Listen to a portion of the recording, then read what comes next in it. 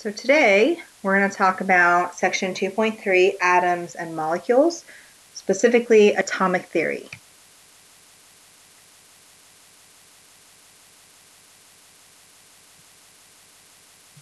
Atomic theory.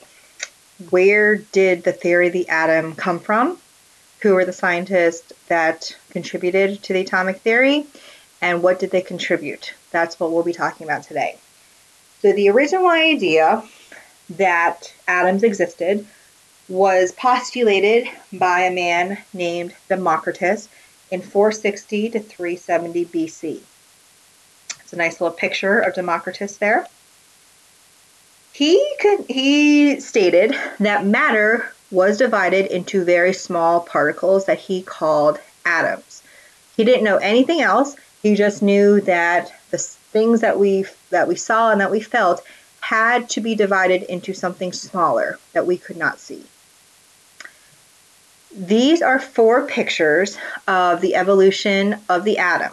So there's four different pictures of what the atom sort of evolved from. So take a second and just look at A, B, C, and D and see if you can put them in order mentally. You can write them down if you want, of what you think the first model of the atom looked like, then what the second model looked like, the third, and then what the most recent model of the atom appears to be.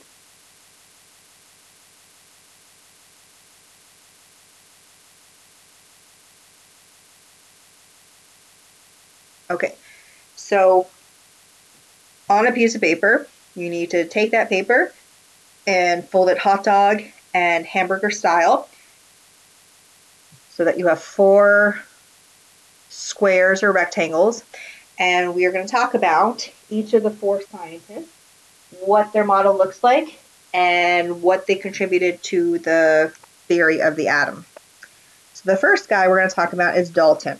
So these people come way after Democritus. Democritus is important because he was like the first person ever to postulate that matter could be divided into atoms. And then these other guys came hundreds of years later to add upon that theory Democritus started with.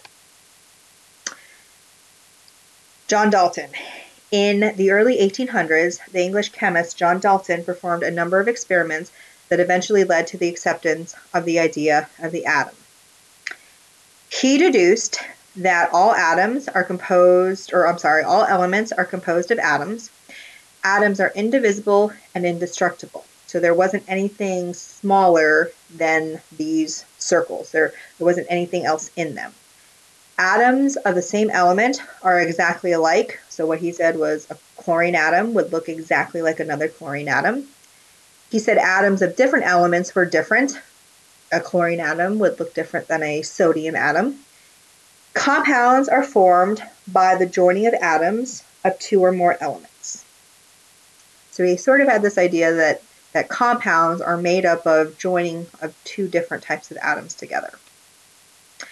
So if you are following along with this evolution of the atomic theory picture, John Dalton was the first one, and so his picture would be D. So D is the first image of what the atom looked like.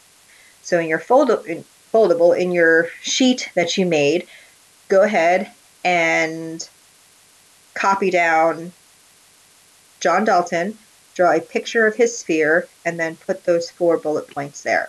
You can press pause on this video, and it should pause it so that you have enough time to write all those things in. The next guy who came around in the late 1800s and early 1900s was a man by the name of J.J. Thomson. That is not a typo. There is no P. It's not Thompson. It is Thomson. And if you ever see me write a P, it means that I probably did a typo.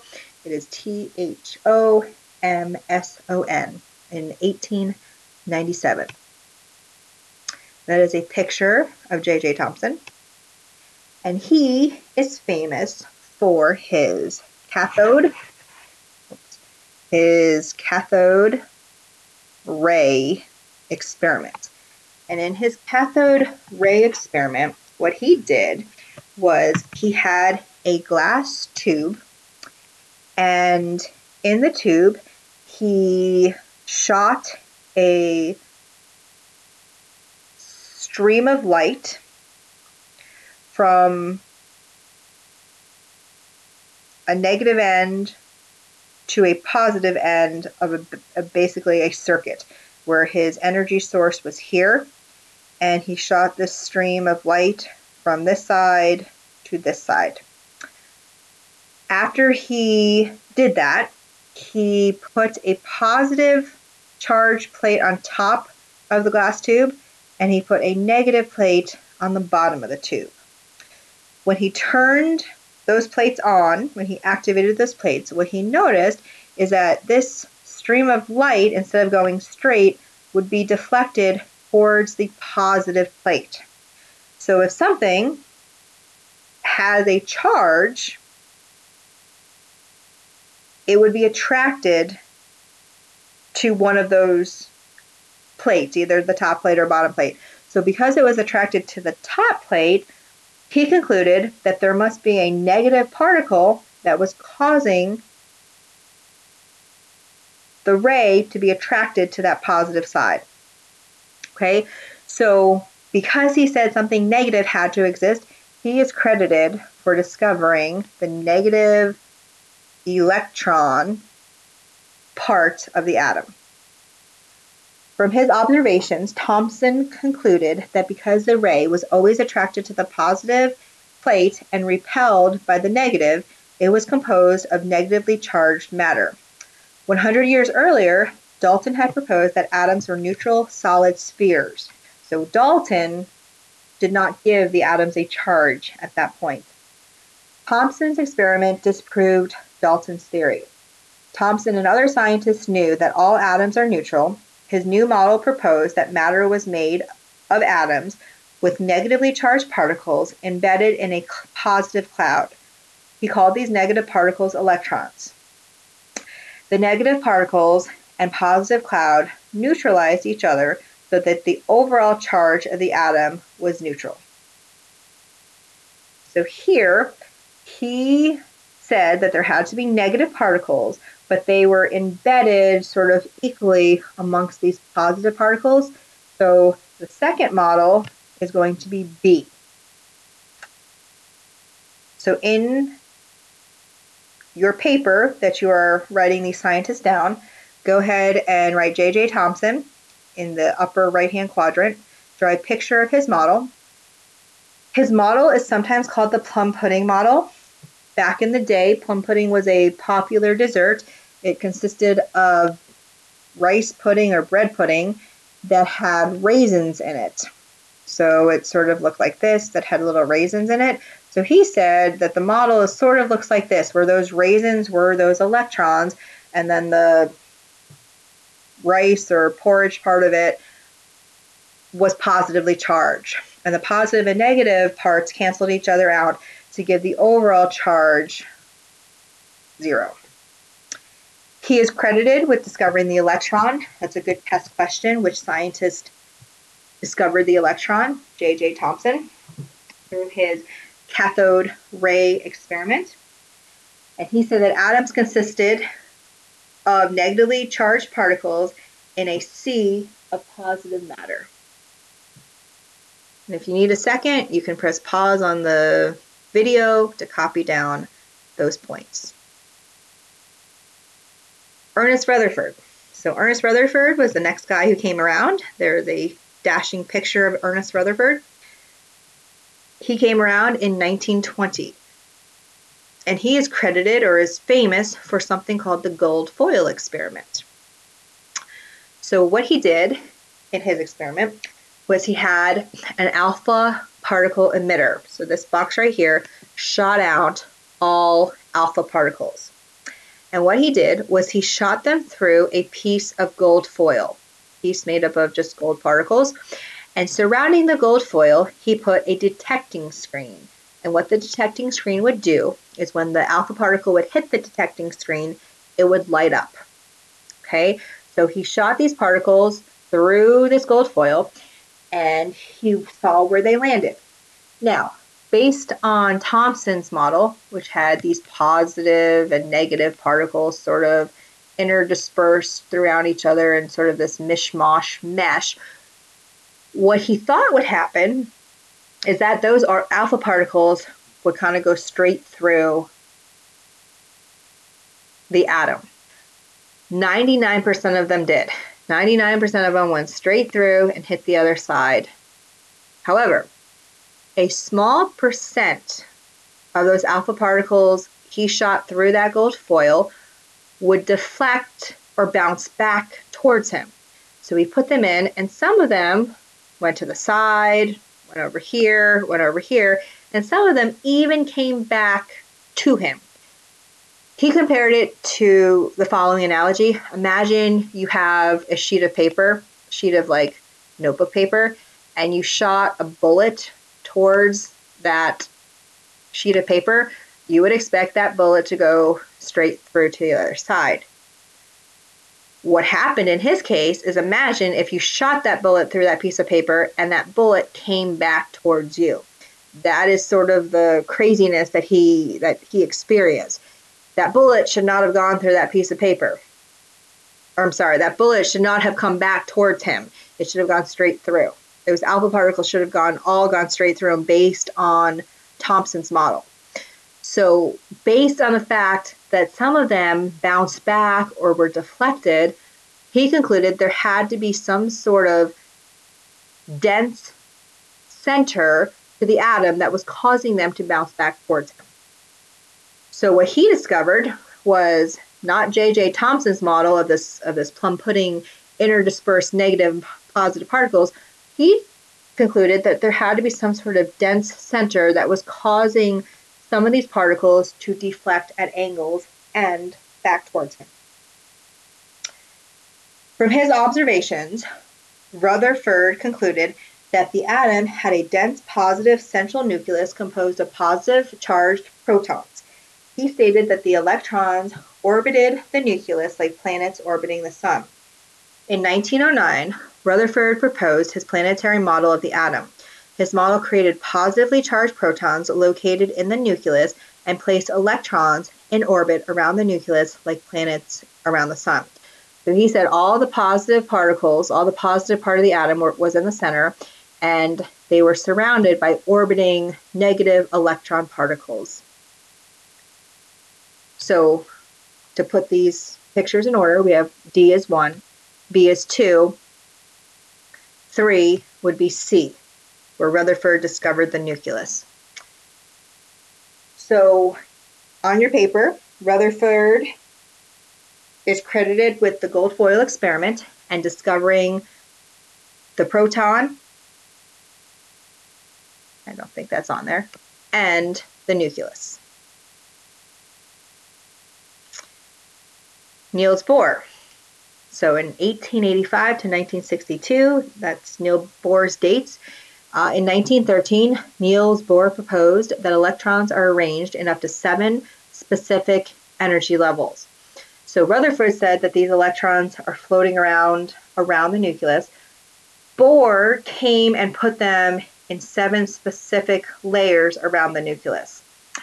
Since it is the model we will use in this class, you will do practice on learning how to draw the electrons in their proper levels of a Bohr model. The arrangement of these electrons in certain energy levels determines their chemical and physical properties of the elements. So Niels Bohr took those electrons that were in sort of random style out here and put them into specific energy levels. So Niels Bohr, you can say the electrons arranged in 7 energy levels around the nucleus. Fifth scientist, who is not in your foldable, although he is sort of an important scientist, James Chadwick. James Chadwick is credited for discovering the neutron in 1932. Why do you think this was the last subatomic particle discovered? We have the electron that was discovered first, and then we have the proton, which is positive, that was discovered second. The neutron as you know, is a neutral particle. So why do you think it was discovered last? Well, I sort of gave it away by saying that it was neutral. Because it doesn't have a charge, it wouldn't show attractive or repulsive properties to charged plates. So it was sort of hard to discover that there was something else in the nucleus but didn't have a charge. Neutrons do take up mass though, and so they were able to discover it through that concept. Okay. And its experiment on how they discovered it is sort of complicated, so you don't have to know about that experiment that James Chadwick did. In 1932, James Chadwick discovered a third subatomic particle in the atom. He called this particle a neutron because it was neutral. He proposed that neutrons resided in the nucleus of the atom along with protons. Elements and compounds. Elements are substances that cannot be broken down into simpler substances. The elements on the periodic table: hydrogen, helium, lithium, calcium, magnesium, nitrogen, oxygen, those are elements that cannot be broken down into simpler substances. They are the building blocks of the universe. Compounds are substances made from two or more elements that are chemically bonded together. They are in a fixed proportion, which means they are not mixtures. Compounds and mixtures are different because compounds have a fixed proportion because they are chemically bonded. For example, H2O. It has two H's and one O. It is not a mixture. If it was a mixture, you'd be able to separate the H's and O's, but you cannot. I mean, you can, but not easily by simple methods. Physical change versus chemical changes. So a physical change is a change in size, shape, or state of matter. A new substance is not formed. The change can be reversed. So for example, physical change is cutting a slice of bread. This piece of bread is the same exact composition as that bread. You've just changed the size of it, or not really the shape, but you've just shortened it and made it a slice of bread instead of a big loaf of bread. Pouring a Coke can into a bottle, you are just changing the shape of that liquid. You have not changed the composition. The composition of this Coke is the same as the composition of that Coke. Any phase change, melting, freezing, condensing, sublimation, any phase change is a physical change. Liquid water has the same composition as solid water or solid ice. Physical changes, the substance does not change identity. Boiling water, again, any phase change is going to be a physical change because you do not change the substance. Dissolving salt in water, you're not changing the composition of it, you're just dissolving a solid into the water. A chemical change, on the other hand, is a change from one substance to another. A new substance forms. The change cannot be reversed. So an entirely new substance is made. Burning wood, so you start off with wood, you burn it, it turns into ash. You've created a new substance. You can't change the ash back into the nice wood it started as. That is an example of a chemical change. A tire, a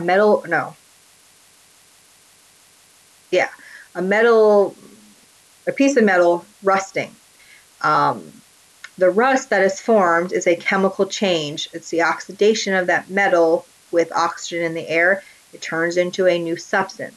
You can't reverse that iron oxide that was made back into the original metal. A new substance has been formed. Effervescing is the chemical term for bubbling. It's a special science word. I think that's how you spell it. Effervescing, the release of gas. So a new substance is being formed. You can't take those gas particles, those gas molecules, and push them back into that solid tablet. So a new substance forms, the change cannot be reversed. In a chemical change, the atoms are rearranged to make a new substance. The change is not easily reversed. Energy is given off or absorbed. So we will get into this later, but they're called either exothermic chemical changes if energy is given off, or if energy is absorbed, it is called an endothermic change. Examples of chemical changes: burning magnesium. Magnesium plus oxygen makes a new substance called magnesium oxide. Magnesium, when you burn it, gives off a bright white light. Copper with silver nitrate. The copper and silver nitrate react to make silver and a new substance called copper nitrate. Okay. So when you are trying to figure out whether something has undergone a chemical or a physical change, ask yourself the question, will this change result in a new substance that cannot be easily reversed? If the answer is yes, it will create a new substance that cannot be reversed. It is a chemical change. If the answer is no, then there is not a new substance that forms and it can be easily reversed, then it is a physical change. Take a look at these examples and classify them as either chemical or physical changes. Cutting a sandwich as a physical change. Burning a match, chemical. Spoiling milk, chemical. Making popsicles, physical. Rusting hammer, chemical. Emptying a gallon of milk, physical. Mixing two clear liquids and getting a new yellow liquid as a result. That is a chemical. Making Jell-O is a physical. That's it. The kinetic theory. The kinetic theory, what does the word kinetic mean? Moving. So the kinetic theory is a theory that explains how the particles move in matter. It says, all matter is made up of small particles called atoms. The atoms and particles are moving all the time, even solids. The higher the temperature, the more they're moving. Movement is different depending on the state of matter. Gases have more energy, thus they move more freely. Solids have the least amount of energy, thus they move less freely. Even though solids, particles don't appear to be moving compared to their gas or liquid counterparts, the particles in a solid are moving in place, vibrating in place, and still contain energy and movement. The only time where movement ceases is at absolute zero or 0 Kelvin. Movement of gases, diffusion. Gases travel at different rates in the air. It is based on the mass of the gas. Heavier gases move slower. Bigger particles have more, or bigger gases that have more mass are going to move slower at the same temperature versus lighter gases that move faster. Which gas would be the fastest then? Hydrogen, because it is the lightest element. And again, this is at assuming these questions are performed at the same temperature. Temperature affects the rate of movement, so you're assuming these questions are based on the same temperature. Diffusion can increase by temperature as well. The higher temperature, the greater the diffusion. The faster the particle, the more energy that the particles have, the faster the gas particles will move, the faster the diffusion rate will be. And that is where we will stop for today.